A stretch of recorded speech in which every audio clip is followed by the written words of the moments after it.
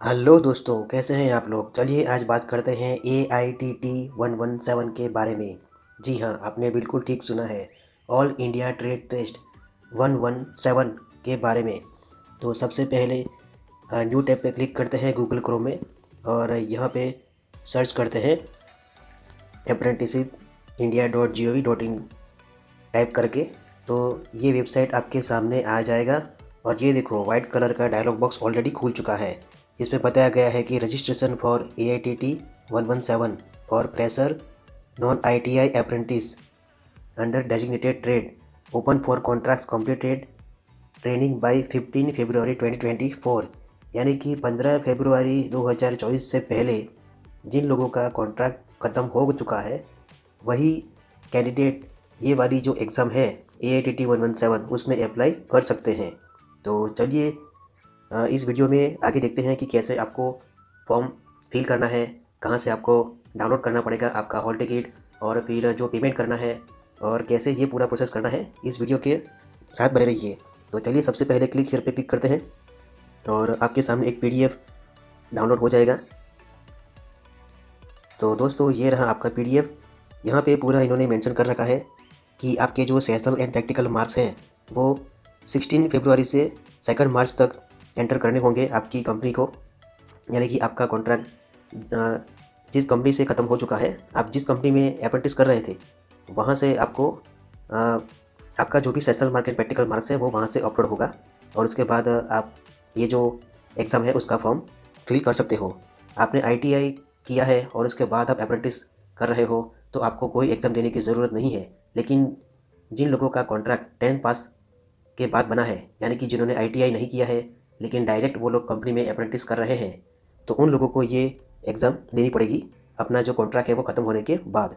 तो चलिए आगे देखते हैं। कंप्यूटर बेस्ड टेस्ट का जो रजिस्ट्रेशन एंड फी पेमेंट है जो 16 फरवरी से 5 मार्च तक ये विंडो ओपन रहेगा और आपका हॉल टिकट आएगा 18 मार्च से 20 मार्च तक, जो आप डाउनलोड कर सकते हो 28 मार्च तक। और आपकी एग्ज़ाम जो है वो 2 अप्रैल से 3 अप्रैल तक हो जाएगी।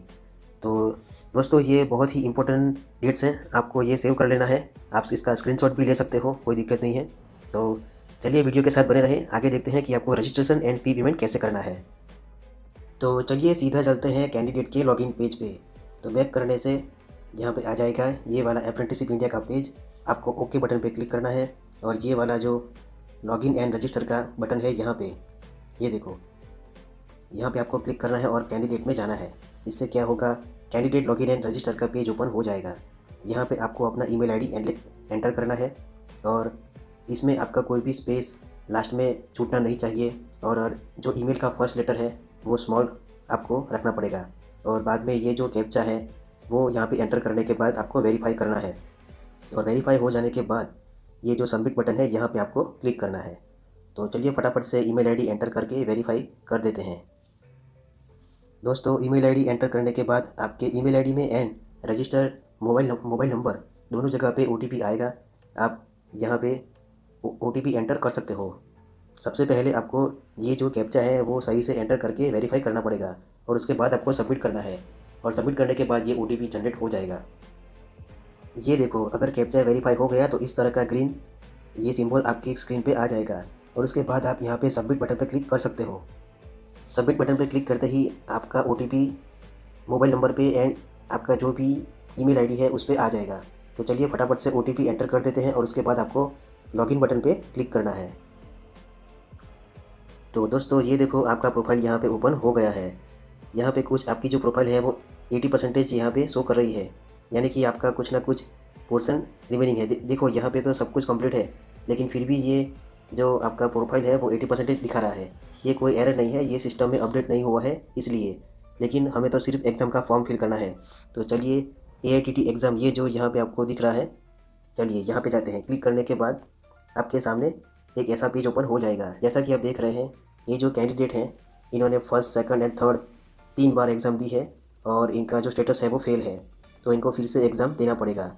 तो लास्ट में जो एक्शन का बटन है वहाँ पे आपको क्लिक करना पड़ेगा और देखो यहाँ पे अभी मतलब आप जितनी भी बार ट्रायल दोगे तो जो भी उसका पेमेंट डिटेल है वो आप यहाँ से चेक कर सकते हो। कि आपका पेमेंट सक्सेसफुल हुआ है कि नहीं हुआ है। अभी तो आपको फिर से यहाँ पे अप्लाई करना है। मैं तो कहता हूँ आप फर्स्ट ट्रायल में ही क्लियर कर लीजिए, लेकिन चलिए आगे देखते हैं कि कैसे आपको अप्लाई करना है। सबसे पहले आपको DT असेसमेंट पे क्लिक करना है। इससे क्या होगा, देखिए आपका जो कॉन्ट्रैक्ट कोड है वो भी आ गया, आपने थर्ड एटम दिया वो फेल है, और ये देखो AATT मार्क्स स्टेटस, यानी कंपनी वालों ने अपनी तरह से मार्क्स एंटर कर दिए हैं, लेकिन आपकी जो एग्ज़ाम है उसमें आपको पास होना पड़ेगा, जो थियरी एग्ज़ाम है उसमें, और एक्शन में आपको जाना है। और उसके बाद यहाँ पे पुरानी जो मार्कशीट थी फेल वाली वो यहाँ से मिल जाएगी। ये डाउनलोड हॉल टिकट है। अभी आपका हॉल टिकट जनरेट नहीं होगा क्योंकि आपका अभी अप्लाई करना बाकी है, और हॉल टिकट जनरेशन का जो डेट है वो भी शेड्यूल है, तो इन बिटवीन जो डेट है उसमें ही आप उसे डाउनलोड कर सकते हो। और ये जो अप्लाई फॉर असेसमेंट है यहाँ पे आपको क्लिक करना है। तो दोस्तों यहाँ पे आप अपना नाम और आपकी जो भी डिटेल है वो चेक कर सकते हो। और ये देखो यहाँ पे trade theory and employability skill, ये दोनों का ऑप्शन आप देख रहे हो। अगर आप भूल गए हो कि आप ट्रेड थियरी में फेल हैं कि या फिर एम्प्लॉयबिलिटी स्किल में फेल हैं, तो आपको सिंपली क्या करना है, आपका जो भी रिजल्ट था ये DT असेसमेंट पे क्लिक करने के बाद, ये एक्शन में जाने के बाद आप यहाँ से डाउनलोड मार्कशीट ऑप्शन पे क्लिक कर सकते हो। इससे क्या होगा, आपका जो मार्कशीट है लास्ट ट्रायल वाला वो आपके सामने आ जाएगा, और यहाँ से आप चेक कर सकते हो कि आप कौन से सब्जेक्ट में फेल हुए हो। देखो थोड़ा जूम आउट करने पर ये हम देख सकते हैं कि यहाँ पे ये जो फर्स्ट वाला है ट्रेड थियरी, उसमें मिनिमम 40 मार्क्स लाने थे लेकिन 30 मार्क्स आए हैं, तो ये ट्रेड थियरी का एग्ज़ाम फिर से देना पड़ेगा।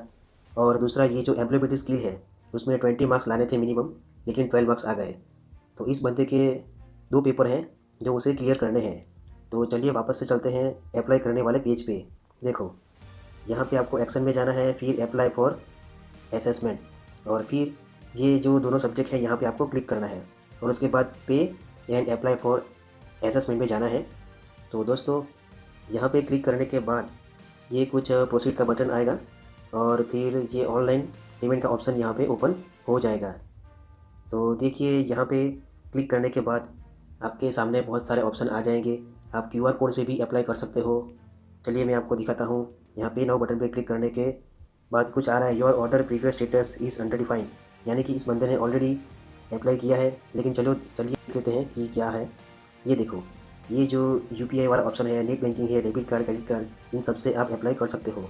चलिए UPI में जाते हैं, और ये देखो यहाँ पे जनरेट QR कोड पे आप क्लिक करोगे तो इससे क्या होगा, आपके सामने एक QR कोड बन जाएगा। आपको सिंपली इसे स्कैन करना है और ये पेमेंट कर देना है। ये देखो आपको आई थिंक 5 मिनट का टाइम मिलेगा, तो इतनी टाइम में आपको ये पे कर देना है। कितना अमाउंट है, 376। तो ये पे हो जाने के बाद आपकी फीस ऑनलाइन पे हो जाएगी। दोस्तों एक बार पेमेंट हो जाने के बाद अगर आपको चेक करना है कि आपका पेमेंट स्टेटस कैसा है, सक्सेस है या फिर पेंडिंग है, तो फिर से आपको अपनी प्रोफाइल में आ जाना है, और ये जो AITT एग्ज़ाम का बटन है यहाँ पे क्लिक करना है। इससे क्या होगा, आपके सामने ये पूरा ऑप्शन आ जाएगा, और ये जो 4th एटम के लिए इन्होंने अप्लाई किया है, तो यहाँ पे एक्शन में जाके व्यू पेमेंट डिटेल पे चेक कर सकते हो। देखो इन्होंने जो पेमेंट के लिए ट्रांजेक्शन किया था वो पेंडिंग है। तो यहाँ पे देखो, in case of any payment status issue please wait for 3 hours और try using check status option. अगर आपका पेमेंट सक्सेसफुल नहीं हुआ है तो आप यहाँ से रिट्राई फी पेमेंट कर सकते हो।